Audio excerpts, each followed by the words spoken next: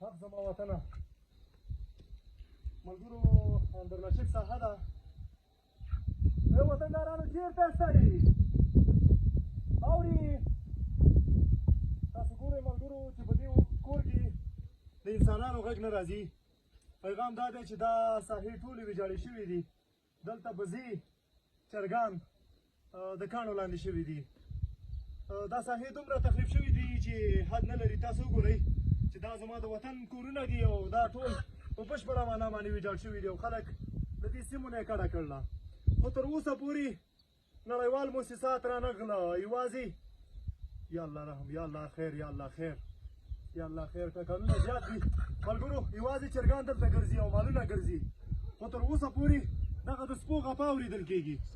تر اوسه پورې یوازې موسساتو والا چې راشي عکسونو دپاره راځي. خو نور زما د ولس غږ څوک نه اوري. د دغه کورونو والا کډې کړ دي او تل دي. دې سیمې ته تر اوسه پورې څوک نه دي راغلي. هغه غږ اوچتومه څه چې زما د ولس غږ دی. کاریاب نه چاته ضرورت لري او نه د چا پورې اړه لرمه. یوازې د ولس د قربانۍ لپاره راغلم او دغه کفن مې د دې سر نه مې تړلی دی او د دې ولس نه مې ټوله ځواني جار ده. بېګا شپه ټوله شپه یې خومه. اوس هم ټکانونه هم دوام لري. پیغام دا دی چې ولس ته په واقعي معنا باندې کار وکوي. زما ولس ډېر ځپل شوی دی. یوازې دلته دا چرګان ژوند کوي. انسانان له دې سیمې نه کډه شوي دي او لا به کډه کېږي او ځینې بند پاتې دي. خو تر اوسه پورې یوه نړیواله موسسه رانغلله. یوازې هماغلته عکسونه واخله او ایسته د هماغې ساحې نه لاړ شه. وروره په واقعي معنا باندې زما د ولس کار وکوي. په واقعي معنا باندې د دې ولس غږ اوچت کوي. داسې نه ده چې تاسو راشئ د شهرت لپاره یو څو عکسونه واخلئ او بیا لاړ شئ. ما له څوک په دې باندې پیسې نه راکوي. خو پیغام مې دا دی چې د دې ولس حقیقي غږ اوچت کړمه او دنیا ته وښایم چې وروره د ویډیوګانو لپاره مه راځئ. زما ولس سره مرسته وکړئ. مننه. سلامونه سلامونه ملګرو. دا د هېواد هغه مظلومانو ته دا زړوکي په سر کومه چې دا زموږ د وطن عزت دی. راشه راشه راشه هلته راشه. زړوکي به درته سر کړم. آفرین. دا زړوکي به په سر کې. ښه آفرین. راشه راشه. هله هله. سپلۍ به مې درته په خور کړم. سپلۍ راکړه وله. هله هله. راشه راشه. سپلۍ به خور کړم. وړاندې شئ.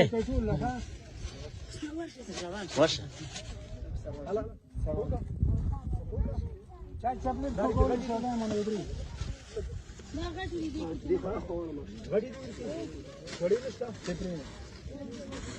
داسې کار به دا ځینې کورونو والا نه دي. دې ته به څه برابري کړي. خیر دی تاسې توضیح کړئ.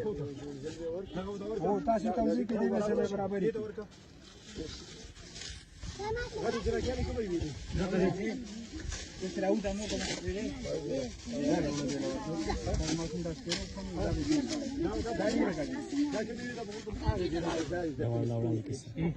یوه تنه شي که نه لږ صبر کړه.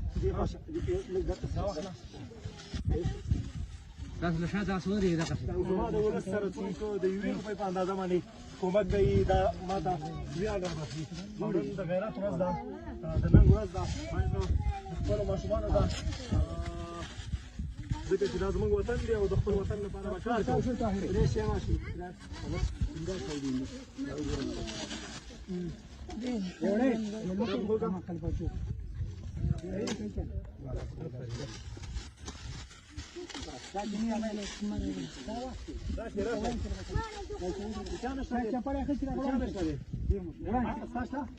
وړاندې کې ځاته ویډیو کې راشي. دا نورې دنده زنانو ته ورکوي.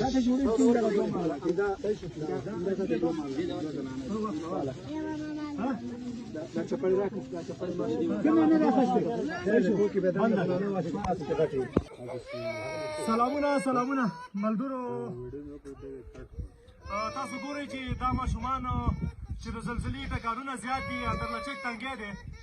راغلی یم ملګرو. د زلزلې ټکان هم زیات دی. دغه په دغه ملت په ملت زلزلې کېږي. دا ماشومان له دې سیمې نه کډه کوي. پیغام دا دی چې تر اوسه پورې دلته هیڅ نړیوال بنسټونه هیڅ ادارې نه دي راغلي. یوازې په لاندې سیمو کې دوی فعالیت کوي او کار کوي. پیغام دا دی چې زما د داسې غرونو سیمې ته لاړ شئ. دلته لا اوس هم خلک بند پاتې دي. تر اوسه پورې لا جسدونه صحیح نه دي راایستل شوي. د ماشومانو د خوندي کېدو لپاره مناسب چاپیریال نه دی جوړ شوی د دولت نه مو دا غوښتنه ده د اسلامي دولت نه مو دا غوښتنه ده چې زر تر زره د کورنیو په رایستلو کې چې ډېری خلک لا ژوندي دي تر څو دوی له لاسه ورنکړو دوی باید یو امنترینې سیمې ته انتقال شي ځکه چې دلته د زلزلې ټکرونه زیات دي خدا نخواسته چې د هېواد دا ماشومان مې ضایع نه شي زر تر زره نړیوال بنسټونه خیریه بنسټونه او د افغانستان په داخل کې او په بیرون کې په تجارانو باندې غږ کومه چې زما د هېوادوالو د ماشومانو لاسنیوی وکړي دا ماشومان چې جاړي دا د دې ټکانونو د لاسه جاړي مننه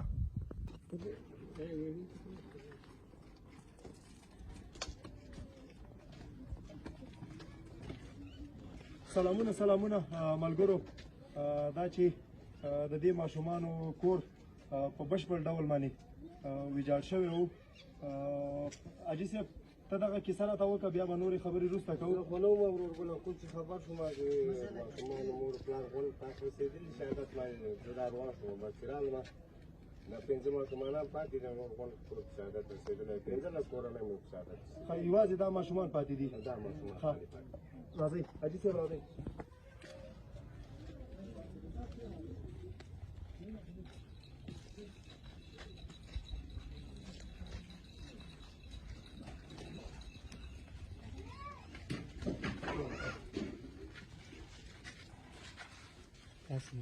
حاجي صاحب ته دلته کښېنه راځئ تاسو زما خوا کښېنئ راځئ هله راشه زما خوا ته کښېنه هله ته هم راشه هله دلته زما خوا ته کښېنه هله راشه ته هم راشه ته زما خوا ته کښېنه راشه ته هم دلته کښېنه دلته کښېنه هله کښېنه